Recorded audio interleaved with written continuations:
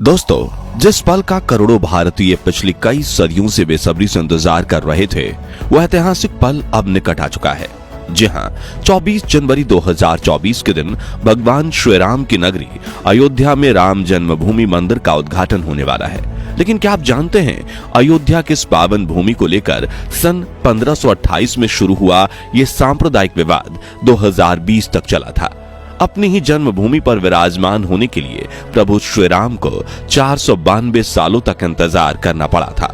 इतना ही नहीं, कोर्ट में यह विवाद 134 सालों तक चला था। इसके लिए 10 लाख से ज्यादा पन्ने स्कैन करने पड़े थे। जी हां, आप बिल्कुल सही सुन रहे हैं। 100-200 नहीं, बल्कि पूरे 10 लाख पन्ने स्कैन करने पड़े थे। और भारत की सबसे बड़ी अदालत सुप्रीम कोर्ट के इतिहास का यह दूसरा सबसे लंबा चलने वाला केस था, जिसमें करीबन 40 दिन सुनवाई चली थी। तो आज हम राम मंदिर के इसी चुनौती से भरे इतिहास पर एक नजर डालेंगे और भगवान श्री राम के जन्म, उनके सुपुत्र कुश द्वारा बनाए गए पहले राम जन्मभूमि मंदिर, सूर्य वंश की 44 पीढ़ियों तक चले इस मंदिर की भव्यता और मुगलों द्वारा मंदिर को नष्ट करने की पहली कोशिश से लेकर बाबरी मस्जिद के विवाद की शुरुआत तक हर पहलू से जुड़े फैक्ट्स आपके सामने रखेंगे। तो पूरा वीडियो जरूर देखिएगा और भगवान श्री राम के भक्तों, वीडियो को लाइक जरूर कर दीजिएगा। अयोध्या को भगवान श्री राम के पूर्वज वैवस्वत मनु ने बसाया था। तभी से इस शहर पर सूर्यवंशी राजाओं का राज था। यहीं पर राजा दशरथ के महल में प्रभु श्री राम का जन्म हुआ था। उस वक्त अयोध्या नगरी इतनी सुंदर हुआ करती थी कि इसकी तुलना स्वर्ग से की जाती थी। मगर प्रभु श्री राम की जल समाधि के बाद अयोध्या बिखर गई थी। लेकिन उनकी जन्मभूमि पर बना महल बिल्कुल वैसे का वैसा ही था। जिसके बाद श्री राम के बेटे कुश ने अयोध्या के राजभवन का फिर से निर्माण करवाया था और साथ ही कई मंदिर भी बनवाए थे, जिनमें से एक प्रभु श्री राम का जन्मभूमि मंदिर भी था। जिसके बाद सूर्यवंशी की अगली 44 पीढ़ियों ने अयोध्या नगरी पर राज किया। इस दौरान अयोध्या नगरी सुखी और संपन्न थी। मगर फिर आया महाभारत का दौर और विश्व के इस सबसे विशाल युद्ध में सूर्यवंश के आखिरी राजा महाराजा बृहदबल की मृत्यु जंग के दौरान अभिमन्यु के हाथ हुई थी। जिसके बाद अयोध्या का बुरा दौर शुरू हुआ और राजभवन के साथ प्रभु श्री राम की जन्मभूमि मंदिर भी जर्जर होने लगी। मगर ईसा के करीब 100 वर्ष पूर्व उज्जैन के चक्रवर्ती सम्राट विक्रमादित्य अयोध्या पहुंचते हैं और सरयू नदी के किनारे एक पेड़ के नीचे विश्राम करने बैठते हैं। उस वक्त अयोध्या में सिर्फ घना जंगल था, मगर विक्रमादित्य को वहां दिव्य शक्ति महसूस होती है और वो आसपास के संतों से इस इलाके के बारे में पूछते हैं। तभी वो संत महात्मा सम्राट विक्रमादित्य को बताते हैं कि ये प्रभु श्री राम की जन्मभूमि अयोध्या नगरी है, जो कि महाराज बृहदबल की मृत्यु के बाद पूरी तरह से जर्जर हो चुकी है। तभी सम्राट विक्रमादित्य काले रंग के कसौटी पत्थर वाले 84 खंभों पर राम जन्मभूमि मंदिर का फिर से निर्माण करवाते हैं। साथ ही यहाँ राजमहल, कुएं और कई अन्य मंदिरों का निर्माण भी करवाते हैं, जिससे अयोध्या नगरी एक बार फिर चमक उठी थी। अब विक्रमादित्य के बाद कई राजाओं ने इस मंदिर की देखरेख की और समय समय पर सुधार कार्य करवाना जारी रखा। मगर 1120 में कन्नौज के राजा जयचंद ने मंदिर के स्तंभों पर सम्राट विक्रमादित्य के इंस्क्रिप्शंस को उखड़वाकर अपना नाम लिखवा दिया। हालांकि पानीपत युद्ध के बाद राजा जयचंद का शासन भी समाप्त हुआ। इस दौरान भारत पर मुगलों के आक्रमण बढ़ गए थे, जो न सिर्फ बड़े बड़े राज्यों को हथियाने की कोशिश में लगे हुए थे, बल्कि काशी, मथुरा और अयोध्या जैसे समृद्ध राज्यों में भी लगातार लूटपाट कर रहे थे, मंदिर तोड़ रहे थे और पुजारियों की हत्या तक कर रहे थे। मगर 14वीं सदी तक वह अयोध्या के राम मंदिर को तोड़ने में सफल नहीं हो पाए थे। बताया जाता है कि सिकंदर लोधी के शासनकाल के दौरान ही यहाँ मंदिर मौजूद था, मगर फिर 14वीं सदी में मुगलों ने हिंदुस्तान पर कब्जा कर लिया और लाखों हिंदुओं की भावनाओं से जुड़े राम जन्मभूमि मंदिर को नष्ट करने की काफी कोशिश की और आखिर में साल 1528 में वो इस पावन मंदिर को तोड़ने में सफल रहे, जहां उन्होंने अपनी बाबरी मस्जिद के ढांचे को खड़ा किया था। दरअसल 1528 में मुगल साम्राज्य के संस्थापक बाबर ने ही इस मस्जिद के निर्माण का आदेश दिया था। तब से लेकर अयोध्या नगरी में इस जमीन को लेकर दो धर्मों के बीच के विवाद की शुरुआत हुई थी। जो 1528 से लेकर 2020 तक करीबन 492 साल तक चला और इस विवाद को दुनिया के इतिहास का सबसे लंबा विवाद कहा जाता है। खैर, कहानी पर वापस आए तो अकबर और जहांगीर के शासन के दौरान हिंदुओं को मंदिर के लिए पास की भूमि एक चबूतरे के रूप में सौंपी गई थी, मगर फिर मुगल के सबसे क्रूर शासक औरंगजेब ने अपने पूर्वज बाबर की याद में यहां भव्य मस्जिद बनवाकर उसे बाबरी मस्जिद नाम दे दिया। लेकिन हिंदू धर्म के मुताबिक बाबरी मस्जिद के इन तीनों गुंबजों के नीचे ही भगवान श्री राम की जन्मभूमि थी और मुगलों का यहाँ मस्जिद बनाना एक अपराध था।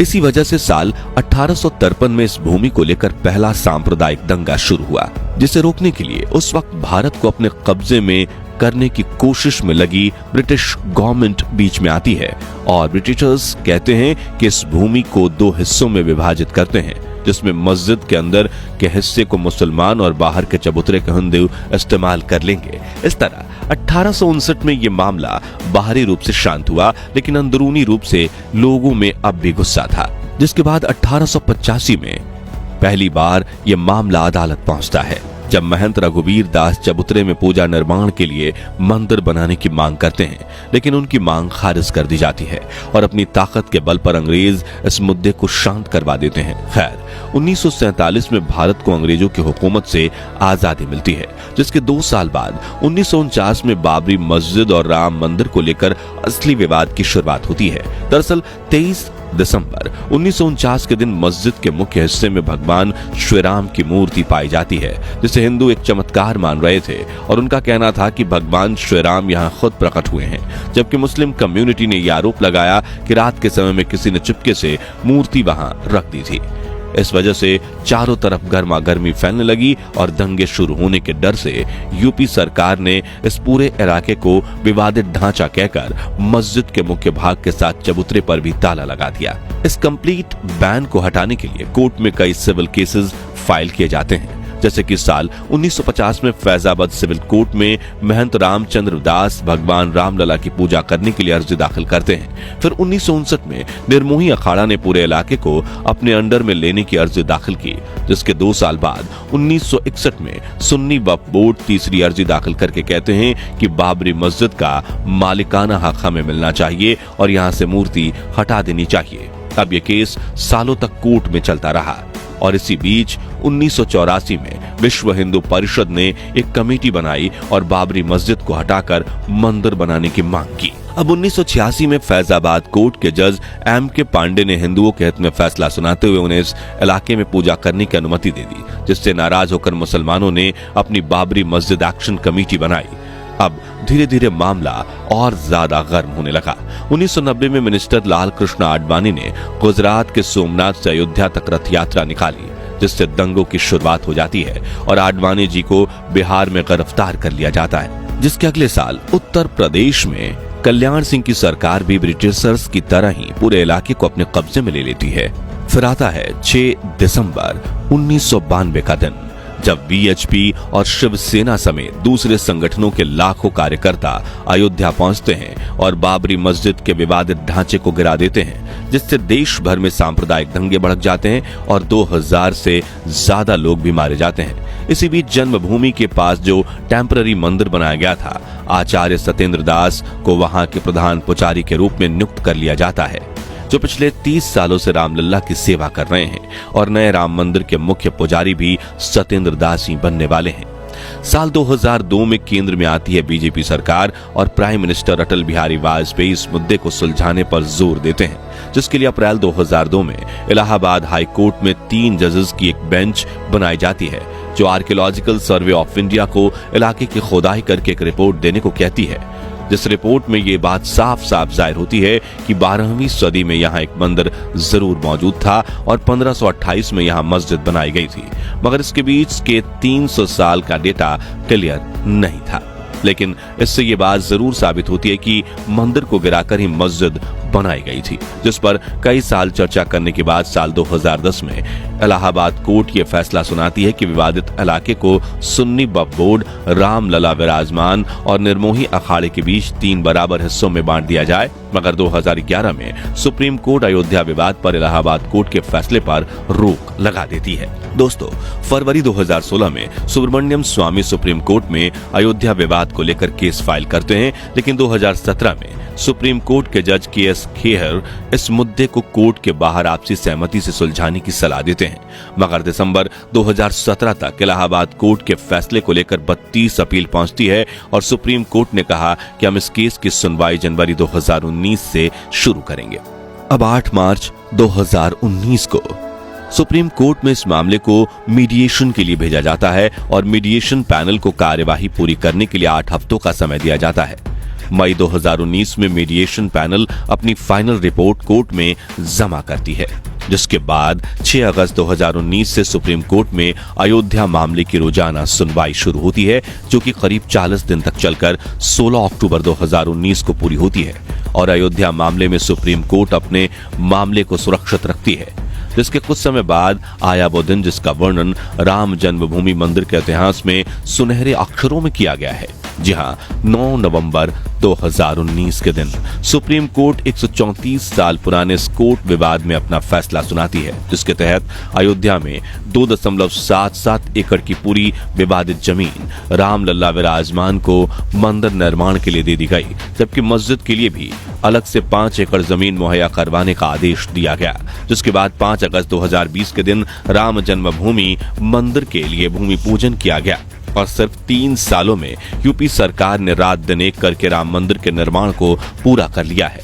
अब 22 जनवरी 2024 के दिन मंदिर के गर्भगृह में रामलला की प्राण प्रतिष्ठा की जाएगी और 24 जनवरी के दिन राम जन्मभूमि मंदिर का उद्घाटन होगा। तो दोस्तों, इस तरह निर्माण से पहले 500 सालों तक राम मंदिर ने कई चुनौतियों का सामना किया, जिसके फलस्वरूप इस पावन भूमि पर एक बार फिर राम जन्मभूमि का निर्माण हो चुका है। तो इसी खुशी में कमेंट बॉक्स में जय श्री राम जरूर लिखिए और वीडियो अच्छा लगा हो तो इसे लाइक और शेयर जरूर कीजिए। साथ ही इतिहास से जुड़े ऐसे ही सच्चे और रोमांचक वीडियोस देखते रहने के लिए हमारे चैनल को सब्सक्राइब करके पास वाली घंटी जरूर बजा दीजिए और फेसबुक पेज को फॉलो करना मत भूलिएगा। जय श्री राम।